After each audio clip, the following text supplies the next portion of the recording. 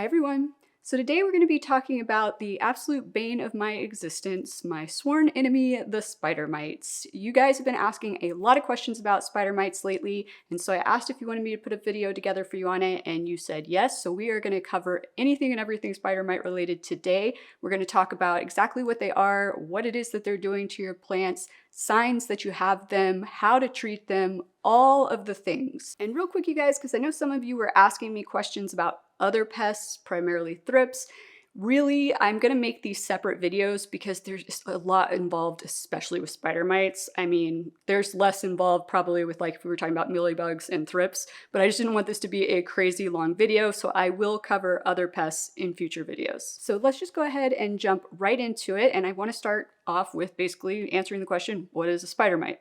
So spider mites are an arachnid, so they are related to, say, spiders and also ticks. They are technically a type of mite though. They get the name spider mite from the fact that they do create webs like spiders. Now, the most common spider mite that you're going to see probably on your houseplants is what is known as the two-spotted spider mite. And they're called two-spotted spider mites because they have a dark spot on each side of their body, but the actual color of a spider mite can vary. They can be red, yellow, orange, green, and brown, I believe. And they also tend to be a different color depending on what stage of the life cycle that they're in. And they do have 5 different stages they go through. They go from eggs to larvae. They have 2 what are called nymph stages, and then they become adults. And how quickly they become adults after the egg is laid really depends on the conditions and the environment that they're in. If they're in optimal conditions, and we'll get into what those conditions are a little bit later, but if they're in optimal conditions, it can take as little as 5 days for them to go from egg to adult. If they're not in optimal conditions, it can take anywhere from that all the way up to a full 20 days. So why are spider mites on your plant? What is the purpose of them being on your plant? Well, they're on your plant because they need food. That's basically all there is to it. They are feeding off of your plant to help sustain themselves and reproduce and produce even more spider mite babies that will then become adults and make more babies, and it happens very, very rapidly. You can go from a few spider mites to like hundreds of spider mites in a very short time frame. That's one of the things that makes them so annoying. But the other thing that makes them so annoying is that they are on your leaves, and what they are doing is they have a sharp little pincher that they are using to poke holes into your plant and suck out the contents of the cells of your plant. Not cool. Not cool at all. And because they are puncturing little holes in your plant and sucking everything out of the cells, including the chlorophyll that's in your cells, spider mite damage presents in a very kind of unique way, and it makes it a lot easier to identify it as a spider mite infestation than perhaps some kind of other pest. So let's go ahead and talk about the signs and symptoms that you have a spider mite infestation. Now, first of all, unfortunately, they are really hard to see with the naked eye. It is possible, but I mean, you gotta have really good vision. But I always recommend keeping a magnifying glass on hand. I do have a light up magnifying glass that I use personally when I think I have spider mites to get in there and get a closer look and see if I can actually see them. And with that magnifying glass, I am able to see them. But even if you don't have a magnifying glass, if your eyesight's not great, you're gonna be able to see certain other signs that will indicate that you have a spider mite infestation. So one of the biggest things that I see first is on the back side of the leaves, and it starts to look dusty. Now, I try to dust my leaves once a month, top and bottom, and so as long as I am staying on top of that, if I see a dusty looking backside to a leaf, and I know it hasn't been that long since I dusted that plant, that is going to be my first indicator that I might have spider mites. So if I see that on my leaves, I do what is referred to as a smear test. Now, I just do it with my fingers, but if that grosses you out or creeps you out or anything like that, you can also use a white sheet of paper. But if you are using your fingers, you're just going to wipe some of what looks like dust off of your leaf. You're going to rub it together between your fingers like this, and if it feels gritty, that's a good sign right away that it is probably spider mites. But once you have done this and you look at your fingers, you will see streaks, brown or red, or sometimes if they're young spider mites, even maybe green streaks on your fingers. That is 100% totally a sign, and for sure means that you have spider mites on that plant. Now, once again, if that wigs you out, you can tap them onto a white sheet of paper, just gently kind of tap the leaf. They will fall off that easily. And then you can smear them across that sheet of paper and see the streaks that way as well. that is usually the first thing I do, you guys. And then if I see that, I'm like, okay, I've definitely got them. I get the magnifying glass out anyway, just to make sure, and I always end up seeing them. But another thing that you will notice, because they are puncturing those cells and removing all of the chlorophyll, is that the leaves will start to look what is called stippled or mottled. And basically you're seeing these spots develop on this leaf of no color or maybe lost color. So it could be yellow, but typically when I see it on most plants, especially like the darker the plant is, the more it just looks white or gray. And that's because those cells have lost their coloring because the spider mites have sucked everything out of the cell. So that is definitely a sign. And it kind of also makes it look a little bit dusty on some plants. And you know, it's kind of hard to explain, but I'm showing you examples here so that hopefully you can see what it looks like on different plants and kind of get an idea of it. But another thing you want to look out for is like yellowing of leaves. If you know you haven't underwatered the plant, if you know you haven't overwatered the plant and you're starting to see an increase in yellowed leaves that are falling off, that is another indicator that you might have spider mites or perhaps even some other kind of pest. Now, the leaves on some plants can also become deformed. You can see stunted growth.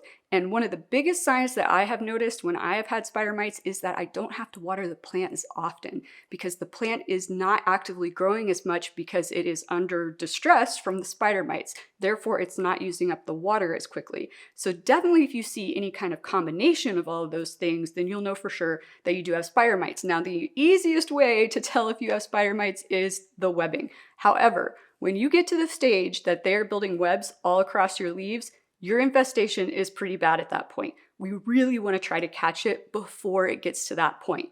However, if it does get to that point, we can still treat it. We're going to get into the various treatment processes here in a bit.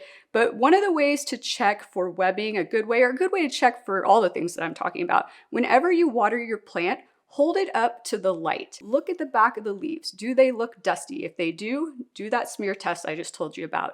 Hold the front of the leaves up to the light because for whatever reason, they like to live on the back of your leaves, but they like to build webs on the top of the leaf first for some reason. Go figure.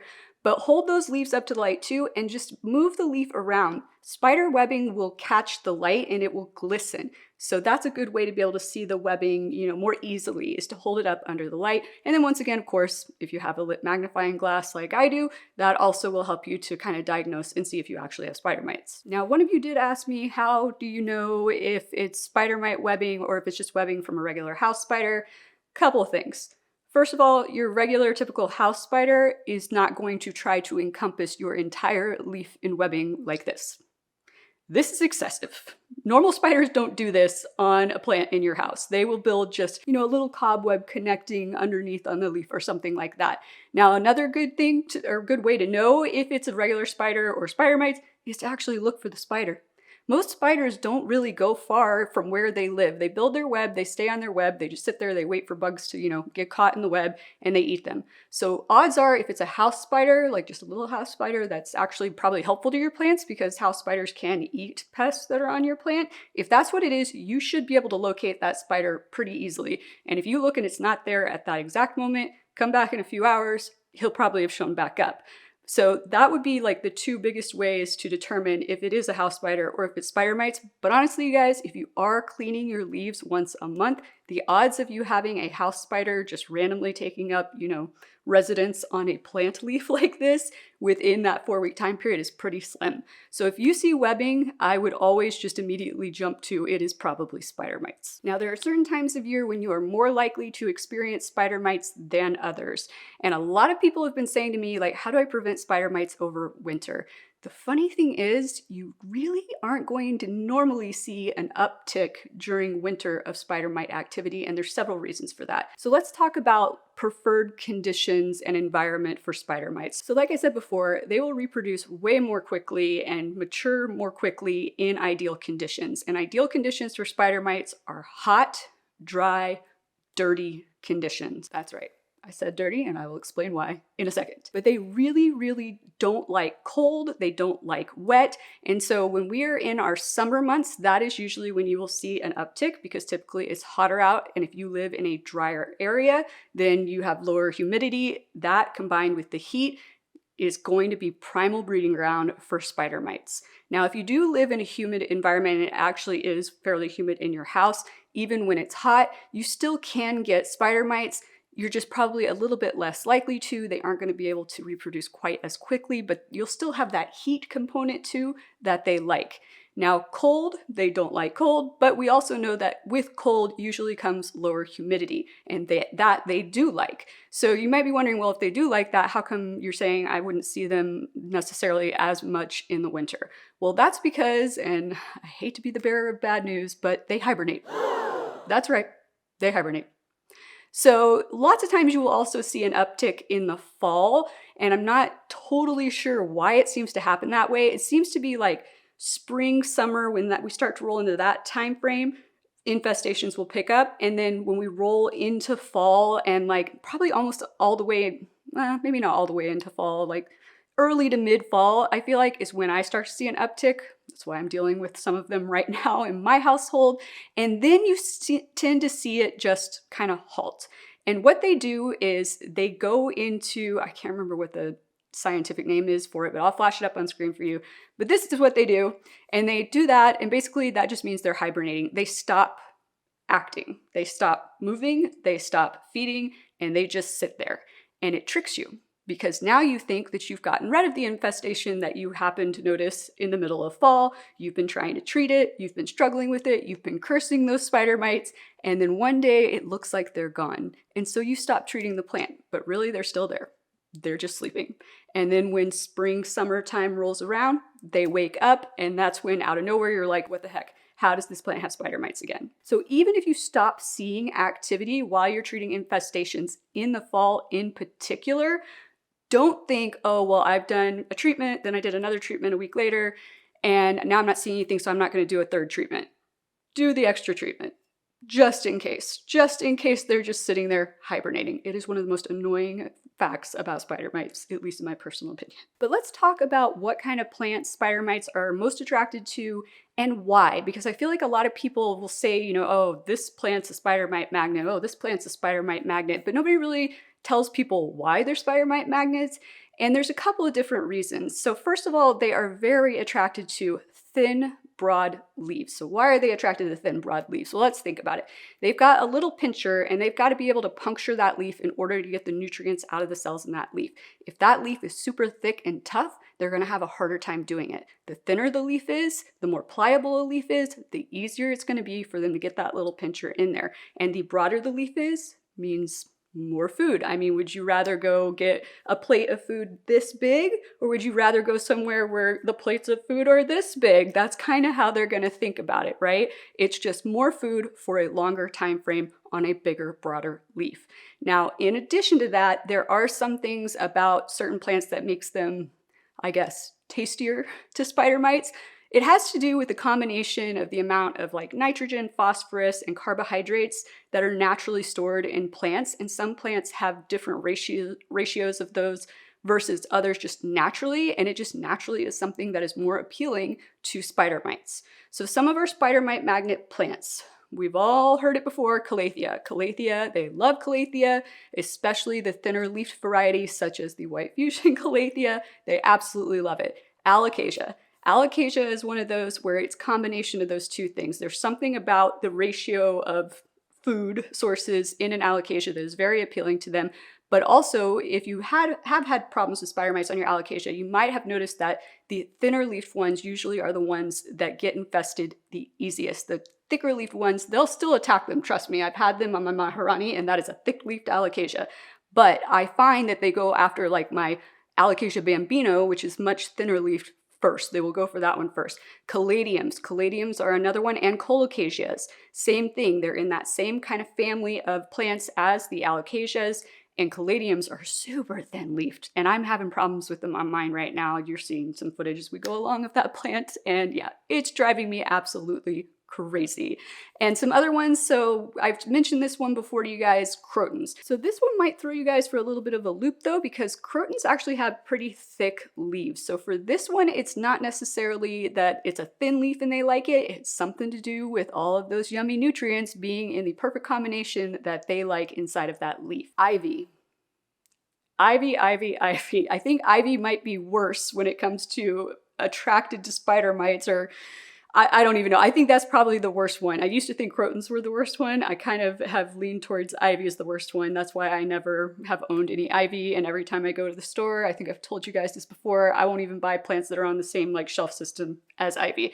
Ivy usually comes in the store with spider mites already on it. But a few other plants to keep in mind, basically anything in the prayer plant family. We already talked about the calatheas, but Tenanthe, Stromanthe, Marantas, all of them are highly attractable to spider mites. But let's talk about treatment for spider mites. And I have said it before, I will say it again, I can't drive it home enough with you guys. Preventative treatment is the best treatment. Trying not to get spider mites in the first place makes life a whole lot easier. So real quick, before we get into actually how to treat infestations when you do find them, let's talk about how spider mites get in your house in the first place. Well, honestly, there's a lot of ways they can get in. They are very tiny. If you have windows you leave open any time of year, they can blow through the screens on your window. If you don't have a screen, they definitely can blow in straight through your window. If you've got a big enough crack in a door and the wind is blowing, they could blow in through that crack. I actually think that might be how things got out of hand in my bedroom a while back. But they also can come in on you. Like my neighbor's tree over my pool in the backyard has horrible spider mites. Last year, whole branches were covered in webbing. And I would be outside using the pool, you know, landscaping, just working outside. There's a good possibility that some blew off that tree in the wind, landed on me, and I brought them inside unknowingly. Your pets are another way that they can get in. If you have dogs or cats that are going outdoors and then coming back in, those pests can hitch a ride on them. But probably one of the biggest ways that they come into our homes is via other plants. And I don't just mean other houseplants, food. People don't think about this a lot, but we buy food that are plants and we bring them into our house. And sometimes they can have pests on them as well. If you're leaving things like certain vegetables or fruits or whatever out on your counters near your houseplants and they have spider mites on them, those spider mites can crawl over and onto your houseplants. So that's something to keep in mind if you are keeping food stored on a kitchen counter near plants. I would definitely give it a thorough wash down before you set it into the bowl or whatever you're storing it in on your counter. Now, fresh cut flowers are another one that nobody ever thinks about. If you are bringing fresh cut flowers in from either your garden or from the store, they could also have pests on them. So probably a good idea to keep them far away from your houseplants if you can. I mean, trying to treat flowers for pests doesn't usually go well. You're probably gonna end up killing the flowers. So if you do wanna have fresh cut flowers, just try to keep them isolated away from your houseplants. Now, of course, new houseplants can also bring pests. That's why I always say when you're shopping for plants at the store, hold those plants up to the best source of light you can find. Check thoroughly everywhere to make sure there are no pests on that plant. If there are pests on that plant, if there is sign of damage from pests on those plants, do not buy them, do not bring them home. Even if you don't see pests on that plant and you buy it and you bring it home, isolate it for at least a week, at least 1 week, keep it away from your plants and give it a spray down with whatever preventative pest spray you like to use as soon as you bring it home. That is the best way to kind of make sure that you're not, you know, bringing a new plant in and now suddenly it's causing problems on all of your other plants. Now, spider mites can spread pretty easily, you guys. Like I said, they crawl very well. I read something online that I don't even want, I'm getting like goosebumps thinking about it. I didn't even want to bring it up with you guys today, but apparently they can spread by something called ballooning, in which they like balloon and spread up into the air and go to plants that way. Ugh, creeps me out. But yes, they are very, very good at spreading. And if your plants are touching each other, they will spread from plant to plant. So if you are having a bad infestation, one of the first things you need to do is isolate the plants that have the infestation. If they were really close to other plants, you need to treat and isolate those plants as well. Now, you guys did also ask me what not to do when treating for spider mites and what to do when treating for spider mites. And the number one thing not to do is panic and go into frenzied panic mode when you're treating for spider mites. The number one thing you're going to do is panic and go into frenzied panic treatment mode when you discover spider mites on your plant. But just try not to panic. I know how it is, you guys. We find the pest and we just are like, oh my gosh, I've got to get it. I got to get off there now. I got to treat it. I can't wait. I gotta go get some spray. I got to put it on there. I'm not going to test it on a leaf to make sure it's safe for the plant. I'm just going to douse that plant down. These spider mites have to go. And then you come back and your plant's leaves are all turning yellow and falling off because that spray that you chose just did not work well with that plant. That plant was too sensitive for it. So try not to go into panic mode. So one of the best things you actually can do right now, well, after this video. After this video, I want you to get your spray out, whatever spray you've bought, or if you haven't bought a spray, go buy your spray. And I want you to go around and I want you to spray it onto one leaf on every single houseplant you own. I want you to wait a few days. I want you to see how that plant reacts to it. If that one leaf dies, like almost immediately, do not use that spray on that plant if that plant gets a pest infestation. This is what happens. We don't follow the directions that say, test it on one leaf before you use it on the whole plant because we panic. We panic, we want the pest gone. So while we don't have a pest outbreak, test it on every single plant, make a note of which plants you can use that spray on and which you can't. And the ones you can't, get a different type of spray, something that is essentially less harsh. So they don't do well with oils is usually the problem in my experience. So you would probably want to find something that isn't oil-based to test on that plant. But basically what you're going to do when you treat for spider mites is really going to depend on two things. One, how bad is your infestation? Is it really, really bad? Is it moderately bad? Is it mild, which is great? That means you caught it early. Those are the easiest ones to eradicate and clear up. The second thing it depends on is the type of plant. Is it very sensitive to all sprays of all kinds? In that situation, you got some decisions to make, let's just put it that way. If it is a very sensitive plant and it has a super bad infestation, sometimes you might have to make that tough decision of, I'm just gonna have to get rid of this plant because you're probably gonna end up potentially killing it trying to treat it anyways. By all means, go ahead and try, but just be prepared. Sensitive plants, sometimes it just, you can't recover from it. They can't recover from it. Now, one of the first things I do want you guys to do is see if there are leaves that are really, really bad and you are able to just cut the leaves off without cutting the plant back too much. So ideally, you don't want to cut it back more than a third of the plant at a time. If you can remove the worst infested leaves without cutting it back more than a third, 100% that is the first thing I want you to do. I also want you to put those leaves into a bag that you can seal off, and I want you to take it right outside and dump it in the outside trash can. Do not throw that away in an inside trash can. Once again, they can and will crawl. After you have done that, there are several things you can do. If it is a light infestation, I would recommend using hard spray of water just to wash those leaves off. It should dislodge a lot of the bugs. Let it dry and then treat it with your pest spray of choice. Future Drea here. Just a reminder that when you guys are doing these water spray downs, do not get water in the soil unless the plant actually needs to be watered. If the plant doesn't need to be watered and you need to still give it a hard water spray down, one thing you can do is take a plastic grocery bag, set your plant inside that bag, wrap that bag up and tie it tightly around the base of the plant. And then this will help you to maneuver that plant in the water spray without the water getting into the soil and also without dumping a bunch of dirt everywhere. Now, regardless of what I'm talking about, possible treatment methods right now, anytime you are treating for spider mites with a pest spray, just remember you are going to have to repeat that process. Like I said, ideal conditions, they go from eggs to adults in as little as 5 days. So most of the sprays, pretty much all of the sprays, won't kill the eggs. So when those eggs hatch 5 days later, now you got more spider mites. So you need to treat once a week, every week for at least 2 weeks, but I have said it before and I will say it again, I'm gonna quit saying 2 weeks. Just do it for at least 3 weeks. If you're feeling really saucy like I usually am, go for that 4th week. Now, if it is a plant that is a little bit sensitive, maybe just stop at 3 because you don't want to risk that 4th one being the one that upsets the plant too much, if you know what I mean. You kind of have to use your best judgment on what you know about your plants and how they react to pest treatments, you guys. But if it is a mild infestation, that is how I would handle it. Now, if it is a moderate infestation, with moderate infestations, I kind of have started doing something a little bit different. So you can wipe the spider mites off, and as I discussed earlier, if you do this, they die. So they can get squished fairly easily. So what I've kind of been doing in those situations now is I still will do the water spray down to dislodge what I can and just get it down the drain, right? Then I'll let the plant dry. Then I will take my personal pest spray that I make. And once again, I will link the video to how to make that spray in the description for you, as well as at the end of this video.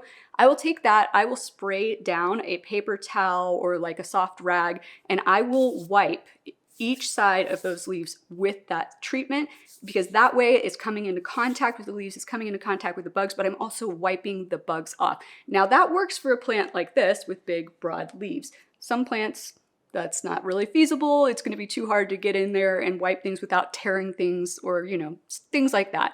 In that case, you would do what you did with the first treatment process that I talked about. Just spray it down with the water, let it dry, spray it down with the pest spray, repeat.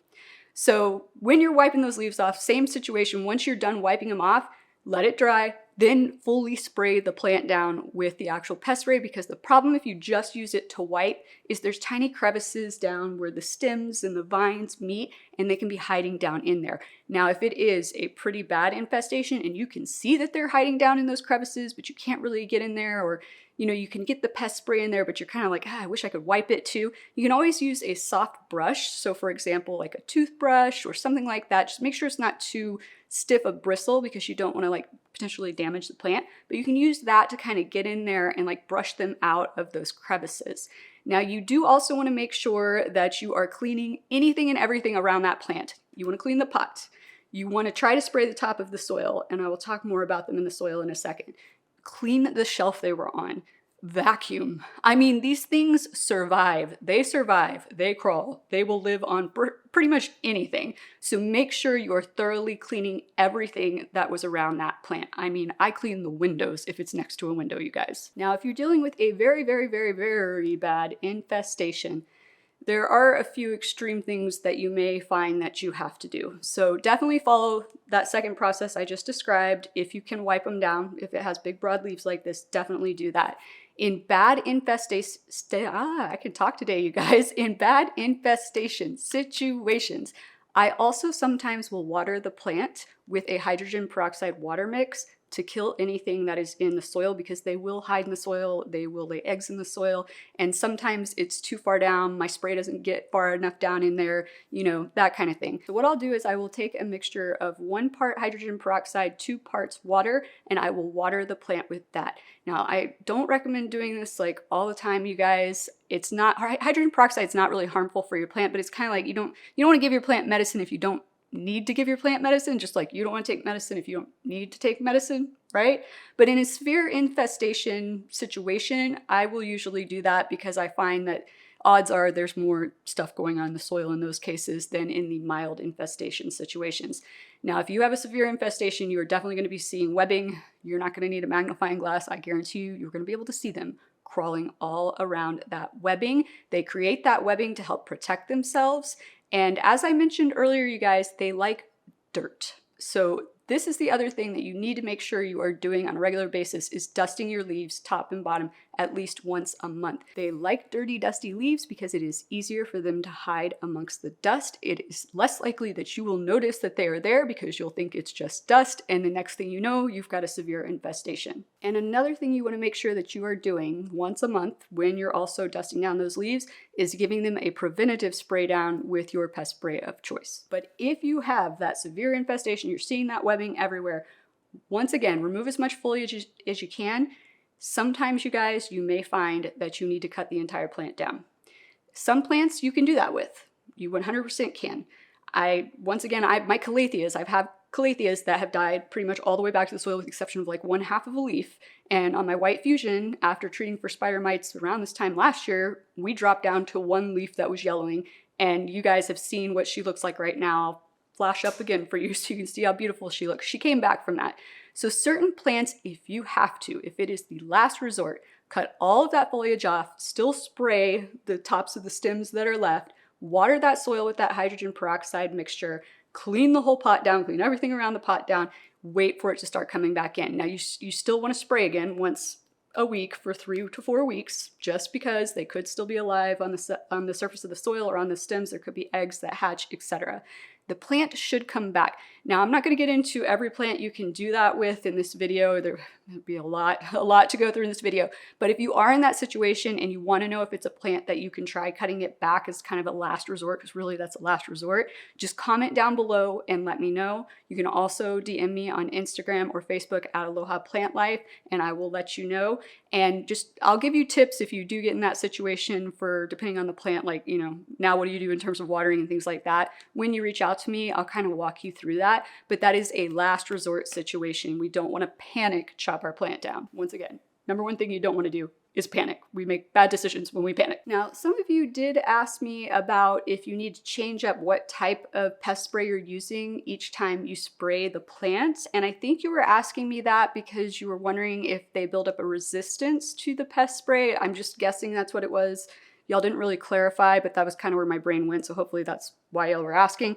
And mites can develop sort of resistance to certain ingredients and certain pesticides. So this is what they're called. And there are a lot of them out there. I mean, too many for me to list. And a lot of them are only in like commercial grade pest sprays, not the ones that you're buying and bringing into your home. The number one that I did see listed, however, that they could build a resistance to is the pyrethrins. And I think that's the ones that are in indole, which is upsetting because I feel like indole is one of the ones that works the best against most pests.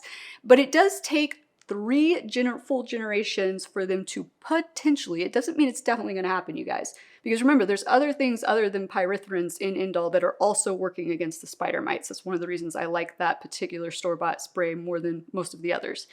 But 3 generations is what it takes. So the first generation's going to produce children that have a slight resistance to it, maybe. That generation is then going to produce another generation, and that generation could potentially be completely, immune to it.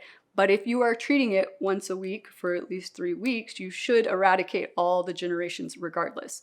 But honestly, you guys, it doesn't matter, because if you're using the pest spray that I use, that I make myself, the active ingredient in that is really taking care of them, the 2 biggest ones that are taking care of them, is the rubbing alcohol and the hydrogen peroxide that is in that spray. That is not something they're going to build a resistance to because it kills them on contact. The other ones that they're building a resistance to is because it's something that they have to digest and consume.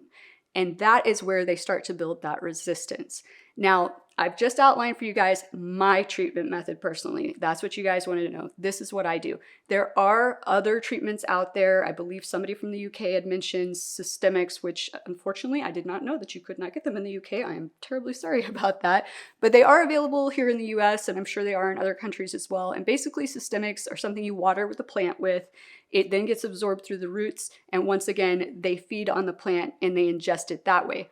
But systemics, just like we were talking about with those pyrethrins, that is something, because they're consuming it, that they could potentially, become resistant to that and be able to survive eating that. So I really do recommend the spray that I have. I also really do recommend indole. And once again, if you have not checked out my videos where I review store-bought pesticides, you can check that out here next. And if you haven't reviewed the video where I make my own, you can check that out here next. But I really hope this has been helpful for you today, you guys. If you have any additional questions, let me know. And if this has been a very useful video for you, be sure to click that like and or subscribe button. That will help it spread to more people who probably have all the same questions that you guys do. But thank you so much for joining me today, you guys, and I look forward to seeing you again next time. Aloha!